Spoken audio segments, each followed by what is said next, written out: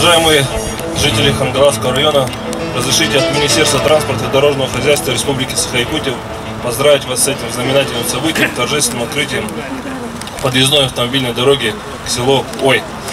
Но благодаря федеральной целевой программе устойчивого развития сельских территорий у нас в республике появляются новые подъездные автомобильные дороги. Стоит отметить, что у нас на территории Дальневосточного федерального округа Республика Саха-Якутия является единственным субъектом, на территории которой реализуется данная федеральная целевая программа.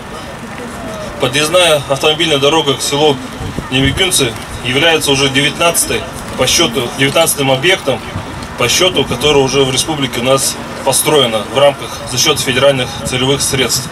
Но в следующем году эта федеральная целевая программа тоже будет продолжена. Вот если взять Хангаласский район, у нас уже 3 объекта, которые мы планируем заявить по данной федеральной целевой программе. Это Качекацы, Пестях, Актемцы. Это только вот по территории Хангаласского района. Но действительно, все мы сегодня увидели, какое качество выполненных работ. Подрядная организация дороги Хангалас является местной подрядной организацией. За такой короткий срок выполнил действительно такую большую работу. Подъездные пути, которые вводятся по федеральной целевой программе устойчивого развития сельских территорий Минсельхоза России на 2014-2017 годы. Первый участок у нас, первая дорога, это была подъезд к селу Таруженку, к селу Кердям, там 3 километра 400 метров. Это уже вторая дорога. Подъездные пути к селу Ой, к селу Немигунцы. Третий участок, это автодорога Актемцы-Техтюр, 1 километр. У нас все подрядные работы выполняемы местное предприятие ОАО «Дороги Хангалас». Это получается практически их не третий объект.